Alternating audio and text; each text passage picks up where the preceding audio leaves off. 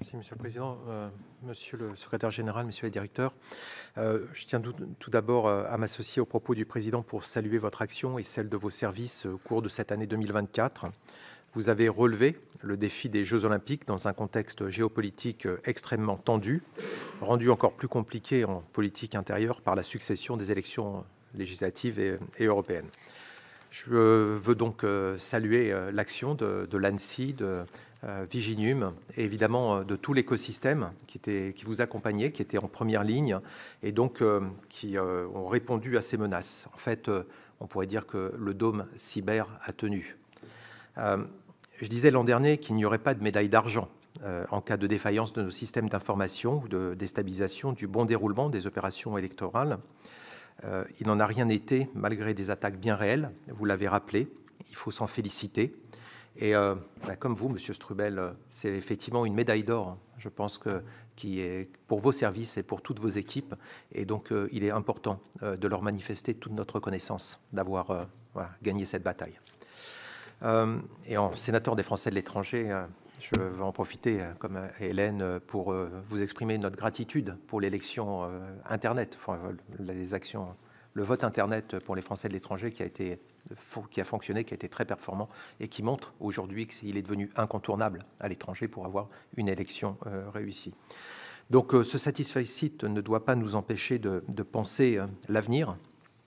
Et ce budget pour 2025 ne répond pas, semble-t-il, manifestement, aux besoins qui étaient exprimés antérieurement par vos services. L'ANSSI escomptait une croissance de ses effectifs et de son budget afin d'assumer les missions supplémentaires qui lui seront confiées après l'examen à venir du projet de loi relatif à la résilience des activités d'importance vitale, à la protection des infrastructures critiques, à la cybersécurité et à la résilience opérationnelle numérique du secteur financier.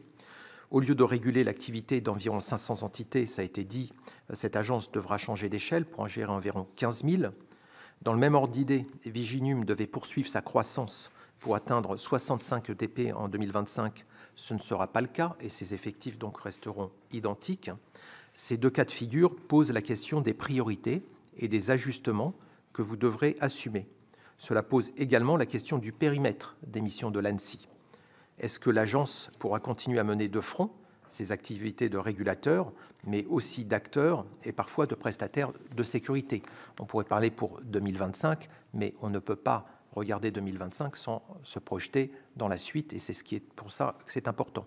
J'ai une deuxième question sur la procédure. Lorsqu'on a discuté sur les attaquants, on avait dit que s'il y avait un podium, le premier pays des attaquants, ça serait la Chine, ensuite la Russie, et en troisième position, l'Iran. Viginum agit aujourd'hui comme une force de réaction rapide pour contrer la désinformation, et on l'a vu avec efficacité pour anticiper. Vous avez dénoncé, vous avez fait du name and shame, comme on dit en bon français, pour définir d'où venaient les... Donc, bah ça y est. J'ai dit, j'ai lâché. Toujours est-il qu'en réalité, effectivement, il faut nommer qui nous attaque, mais ça n'est pas toujours le cas. On ne le nomme pas toujours. Et j'aimerais savoir quelle est la procédure qui détermine le fait que nous allons pouvoir dire l'attaquant, nommer l'attaquant, comment ça se passe, puisqu'on voit bien que les attaques nous arrivent dans certains endroits, mais elles ne sont pas dénoncées. Merci. Sur le name and shame, la procédure, effectivement, ça passe en colmi, ou d'ailleurs en costrate, en C4 pour ce qui concerne l'ANSSI. Donc nous prévoyons et nous proposons toute une série de réponses qui vont effectivement faire soit de l'attribution, si on est sûr que c'est tel ou tel État qui a fait, soit de l'imputation.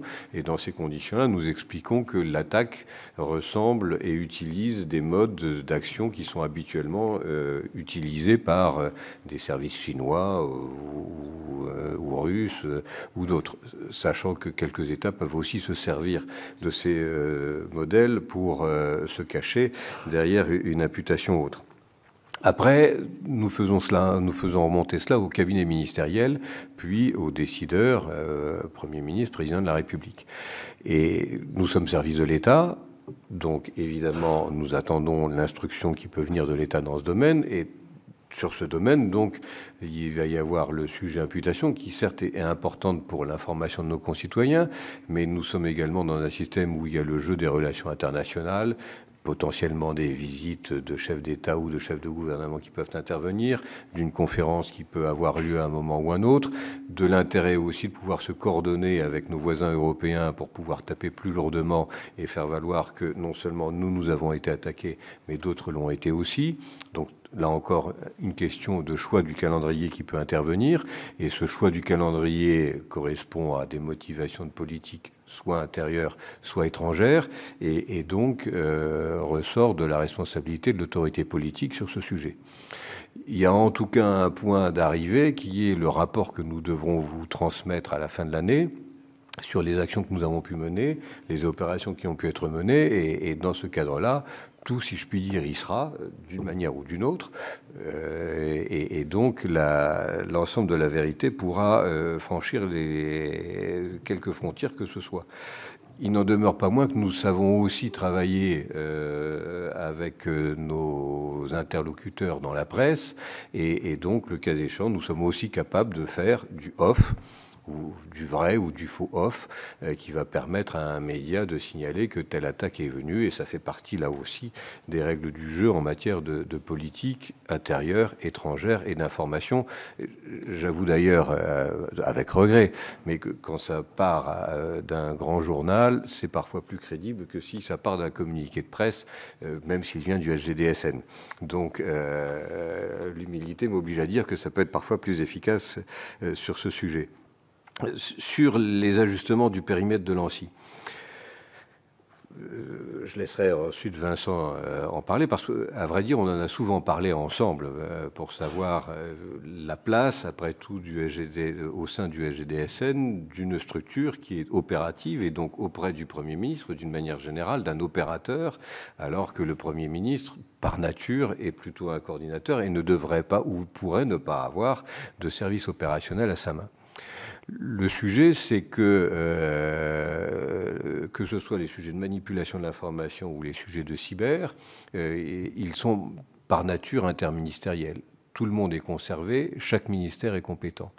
Et lorsque nous nous comparons à ce qui se passe dans certains services étrangers, dans certains pays étrangers, et je pense en particulier à l'Allemagne, où le débat entre est-ce que c'est la chancellerie, est-ce que c'est le ministre de l'Intérieur, est-ce que c'est le ministre des Affaires étrangères qui doit l'avoir, ce débat est long, il est complexe, je ne suis pas sûr qu'il soit encore tranché, ce qui nuit parfois à l'efficacité de l'action sur ce sujet. Et moi, ma réponse, c'est que c'est important que le Premier ministre puisse avoir un outil sur ce sujet. C'est aussi un outil qui est important, y compris pour vérifier que ces ministres font bien leur boulot en matière de cybersécurité chez eux.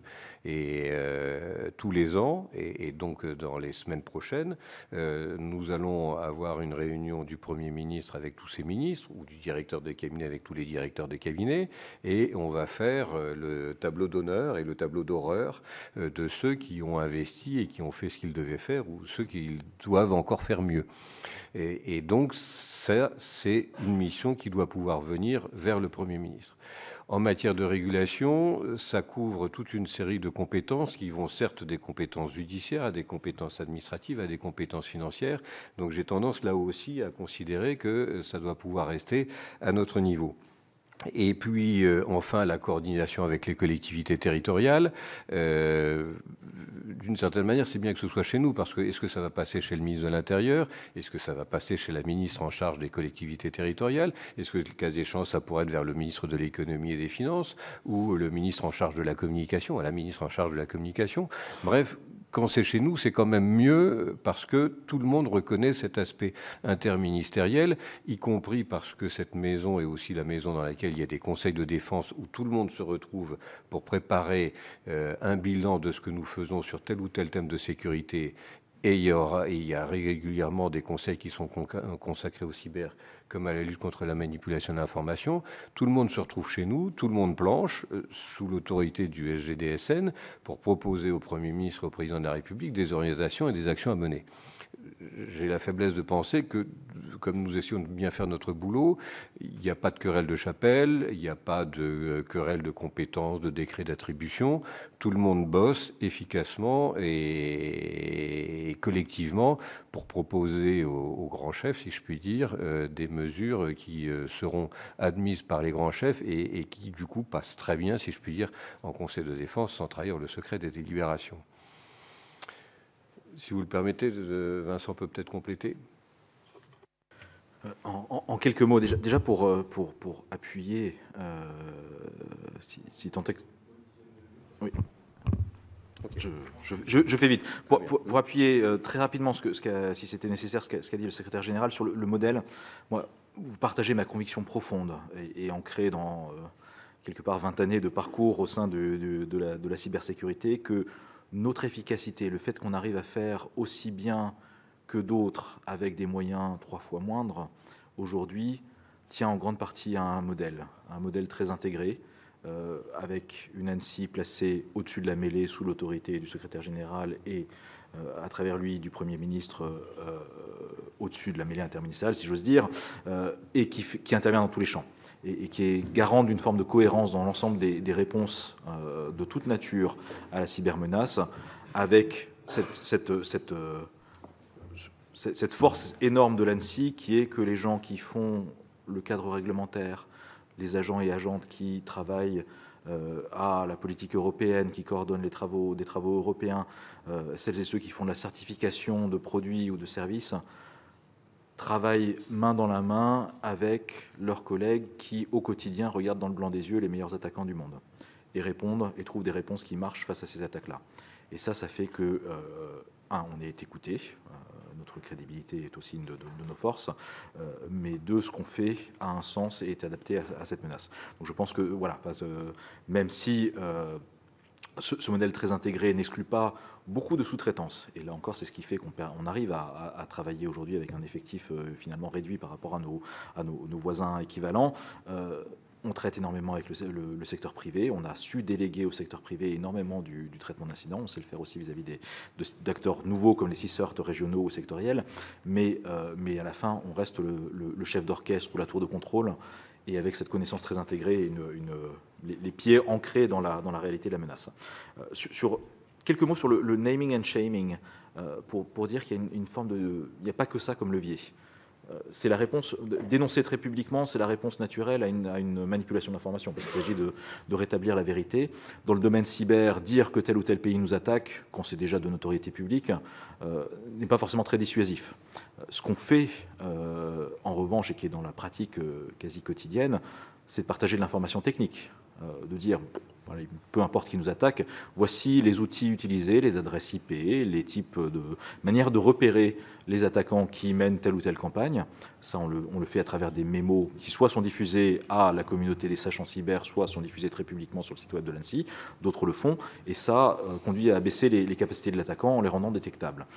C'est toujours un arbitrage assez subtil, de même qu'une autre chose qu'on commence à faire de plus en plus en lien avec nos principaux alliés, qui est le démantèlement d'infrastructures techniques d'attaquants. L'opération notamment Endgame menée sous pilotage américain, mais avec la contribution de la France, de l'Allemagne et d'un certain nombre d'autres partenaires, consiste à détruire des infrastructures de l'attaquant. Toujours un choix mûrement pesé, ce genre de choses, parce que quand on détruit les infrastructures de l'attaquant, on sait très bien qu'il va revenir ailleurs, et que finalement on va perdre le bénéfice de savoir où il était. En revanche, ça a une certaine utilité dans certains cas pour faire baisser la pression. On peut se féliciter d'avoir fait baisser la pression avant les Jeux Olympiques sur certains attaquants. Donc on participe à ce type de consultation pour juger des bons leviers. Et ça fera le lien avec la revue stratégique. Ça fait partie aussi des objectifs de la revue stratégique de cyberdéfense que de refaire un inventaire de ces différents leviers et de consolider notre algorithme, si j'ose dire, d'utilisation de tel ou tel levier, les niveaux de validation nécessaires, pour s'assurer que, d'une part, on relève continue à relever le niveau de sécurité de nos cibles, mais qu'on sait aussi mettre une pression la plus efficace possible sur les attaquants. Enfin, quelques mots sur l'intelligence artificielle pour préciser mon propos. Vous dire que nous ne sommes pas désarmés aujourd'hui face à l'intelligence artificielle. Il y a des discours très anxiogènes sur l'intelligence artificielle, donnant à penser qu'elle va révolutionner les pouvoirs des attaquants, ça c'est pas vrai. Donnant à penser qu'on est totalement incapable d'apporter des garanties de sécurité sur l'intelligence artificielle, ça ce n'est pas vrai. L'ANSSI a publié, comme d'autres, cette année des lignes directrices, des recommandations sur la mise en œuvre sécurisée de l'intelligence artificielle générative. On a publié d'autres, d'ailleurs, très récemment avec nos amis du BSI allemand sur la génération de code logiciel avec l'IA. Pour autant, on est très conscient des limites de nos connaissances ou de nos modèles. Donc il y a énormément de travail à mener, qui reste à mener sur la transposition de nos dispositions de certification, par exemple, à l'IA, ce qui mériterait un investissement, qui nécessitera d'ailleurs un investissement conséquent, qui fera partie des choses sur lesquelles on va pas renoncer, on ne va pas exclure le traitement de l'IA, mais l'idée, par exemple, de créer un laboratoire dédié aux questions d'intelligence artificielle au sein de l'ANSSI devra être reportée à plus tard, compte tenu des conditions budgétaires. Sans pour autant que nous soyons totalement désarmés sur ce sujet. Merci. Oula, pardon. Merci.